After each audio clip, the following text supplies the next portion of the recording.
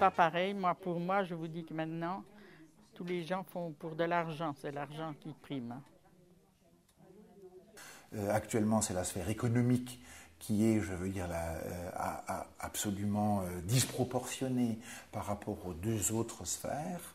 Il s'agit, je pense, je parlais d'équilibre ou d'harmonie tout à l'heure, je pense qu'il s'agit à tout prix de remettre cette sphère économique, et en particulier la bulle financière, en relation ou en rapport avec l'environnement et l'humain. L'humain.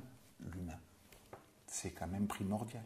Ça touche y compris le côté économique. On nous dit l'économie, l'environnement et l'économie, c'est faux. Si à un moment donné, quand on appauvrit complètement le sol parce qu'on fait des monocultures répétées et que de plus en plus le sol est inculte à la production, c'est l'économie qui est touchée. Et les gens qui sont tout autour ne pourront plus vivre non plus. Donc pour moi, la biodiversité, ce n'est pas secondaire, c'est un élément essentiel de l'avenir de la planète, mais de l'avenir à nous, au jour le jour. Le but d'avoir des chemins de randonnée sur une commune comme la nôtre, c'est de faire venir les touristes, de faire découvrir nos paysages, nos points de vue et aussi de les attirer dans nos nombreux gîtes et de les faire rester quelques heures, voire si possible quelques jours dans nos communes rurales. À l'occasion de la vente du domaine de Montmain, qui était quand même pour nous une grosse inquiétude que si ça avait été vendu à un exploitant, ça serait tout rasé à blanc et enrésiné. Donc on a dit qu'est-ce qu'on peut faire et en s'alliant à la municipalité d'Autun, au Conservatoire des sites bourguignons, nous, Autun Écologie, n'ayant pas les fonds pour acheter une partie de cette propriété, on a créé le groupement forestier pour la sauvegarde des feuillus du Morvan. Alors avec des objectifs très précis, c'est de dire de préserver les forêts feuillues mélangées, mais aussi c'est de démontrer qu'une gestion écologique, elle peut être économique. Et c'est un outil formidable qui marche formidablement bien de démonstration quand même qu'il y a des alternatives à cette dégradation terrible, cette exploitation intensive de la forêt.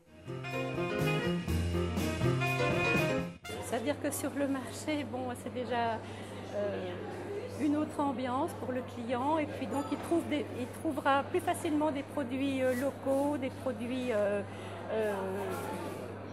d'une grande fraîcheur, de très bonne qualité, puis à des prix bien souvent plus abordables même qu'en grande surface.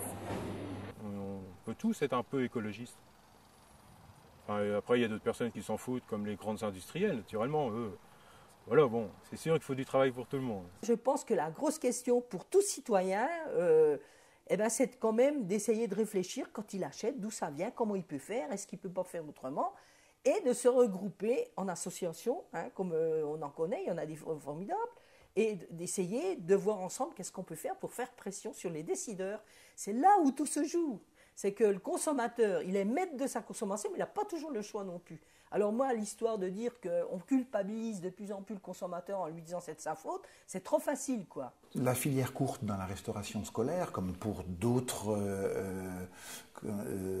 domaines économiques, je crois que c'est très clair et net, il y a des ressources locales, c'est pas la peine d'envoyer, je veux dire, en sous-production ailleurs ou de se récupérer des produits ailleurs, et c'est bien, je veux dire, localement qu'on peut s'organiser de façon à limiter les déplacements, à limiter les coûts, à pouvoir aussi valablement payer les producteurs sans avoir à payer ou surpayer les intermédiaires.